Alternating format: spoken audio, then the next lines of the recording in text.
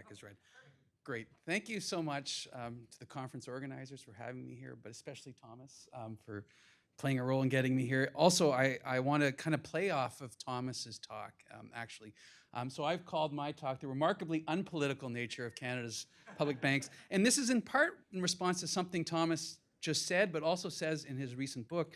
He talks about public banks as resurgent, socially contested, and institutionally dynamic.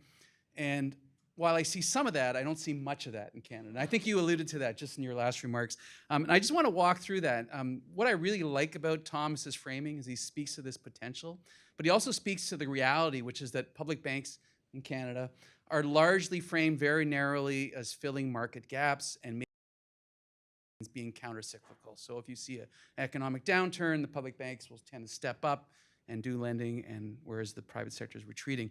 And this speaks to me because in my previous life, this was Susan alluded to this, I was at the Canadian Credit Union Association, and one of our jobs was to channel member voices, so credit union voices.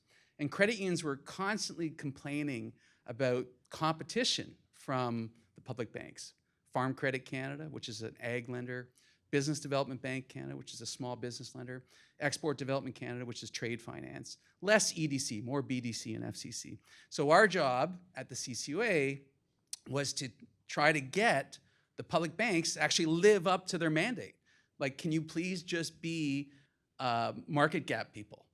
And the reality is we were not observing that. We were observing them make a lot of money and taking market share. So Farm Credit Canada, for example, increased its market share, I think doubled or tripled its market share over the 90s and into the 2000s. So this is not what you would expect from a bank that is ostensibly playing this kind of complementarity role, or I think Thomas refers to, they were actually aggressively taking up market space. So this is a chart of the profitability of what I call the big three crown corporations that engage in public banking space. So BDC, like I say, small business lender, this is just a time trend of their return on equity. You can see that they've been reasonably profitable, but not extremely profitable, about 6 or 7% return on equity average. EDC, much more volatile, as you might expect with the foreign, exchange-related kind of world. And then Farm Credit Canada, remarkably profitable. In fact, if you look at their relative profitability, average return on equity over the period that we have data for, Farm Credit Canada actually looks a lot like the commercial banks. Shorter than the commercial banks, and then next is EDC, and then down the line is BDC. Interestingly, only one of these three banks has a complementarity mandate in its legislation, and that's BDC, Business Development Bank. So they're lowest profitability, closest aligned to the limited role that the state has assigned to them. Now, the other thing that jumped out at me when I was lobbying around this issue was just how unpolitical these institutions were. We would try to elevate this issue with members of parliament. Hey, can you take a look at these guys? They're eating our lunch. We're cooperative, democratically controlled, locally responsive institutions, and they're moving into our space, and what's up with that? And no one cared. The BDC and EDC had legislative 10-year mandate reviews, and there'd be a perfunctory committee meeting or a couple committee meetings with the Senate Committee of Banking, and they'd write a report and say everything's fine. No one cared. No one paid attention except for industry players like us, bankers, exporters for the EDC, farmers who love Farm Credit Canada, largely conservative. They love state-owned enterprises. They love this particular state-owned enterprise. So this is the picture that we faced, and this political thing kept puzzling me. How can they be so unpolitical? What is it that keeps them protected from any active discussion in the public space? And it occurred to me that the profitability is what keeps them protected. As long as they're returning a profit, no one's paying attention. So it's this kind of perverse kind of logic where we want you to play in this space that's supposed to be unprofitable, but you better return a profit, because if you don't, we're going to kind of start making it's going to get ugly. So that's the kind of strange dynamic. And then I thought, well, let's look at historically. What do we see? This is a time chart. The spaces are supposed to be proportional. Not sure they are, but they're close. But we're trying to capture the creation of all the major public banks over time. Blue dots are conservative governments. Red dots are liberal governments. Orange dots are NDP. Green is United Farmers. Black is social credit, and gray is before Confederation. And what you there's 2 or 3 things. Is if you look at the period after the war, the public banks were created, were a kind of joint enterprise of liberals and conservatives, with the NDP not really objecting in any way. So these are largely depoliticized entities that were created to serve economic needs. Precisely what Thomas is talking about. They had this narrow interest, but yet the big 3 are also profit-oriented. In the pre-war World War II period, they were much more politically contested. They emerged from populist movements. The United Farmers had efforts to start public banks in Ontario, Manitoba, played a catalyst role in Alberta with social credit, ultimately, pulling the trigger and creating ATB. But these were emergent from this populist movement. The NDP in British Columbia in the early 70s under Dave Barrett briefly flared up a public bank.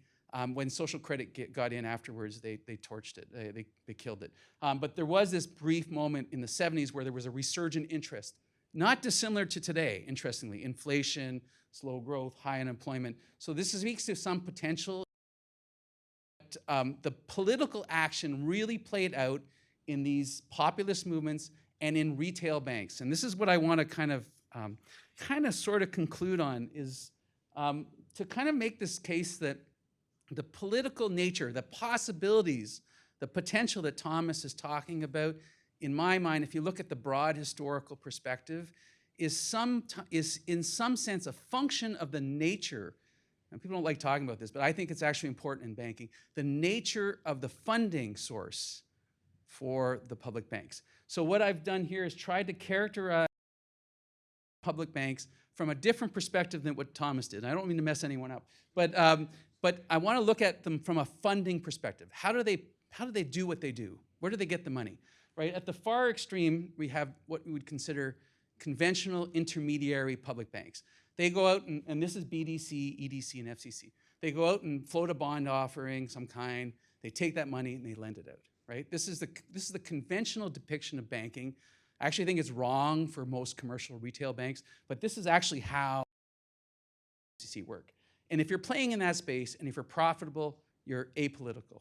Okay, that's one. Unless you do something really dumb like lend to Bombardier or John Chrétien's brother-in-law. That kind of thing is going to get you in trouble. But generally, if you're just keeping it clean, no problems.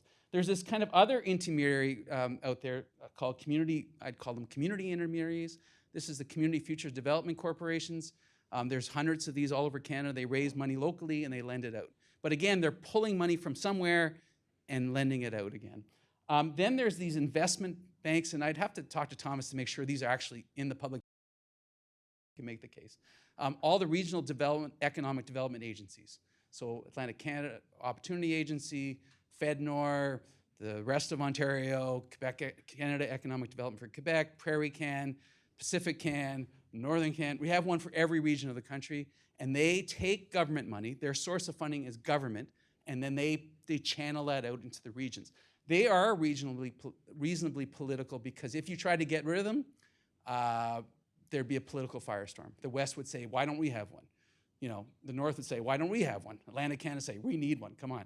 So that's the political scale. You go up, as you get into these different forms of funding, I think you get more political. And then finally, there's the bank proper. And these are entities that create money when they lend. They don't go and get it from somewhere. They don't get it from government. They don't get it from the bond market. They don't get it from communities. They are creators of money by virtue of being plugged into the payment system. This is how banking actually works. So commercial banks, credit unions, they are money creators. And this power is really substantial power. This is where power really lies. And part of the reason they're socially contested is because, or political, is because when provinces create these things like ATB, they're essentially giving themselves a money generator that takes some of the sovereign power that normally rests with the federal government and ports it over into the provinces. So that's part of the reason they're so politically charged, part of the reason they're linked to the populist movement. And I think if you look at this public banking from these lenses, how are they funded? I think this opens up a venue for thinking about the potential that Thomas and all of us are interested in. So that's where I want to stop, and thank you for your kind attention. I look forward to the conversation.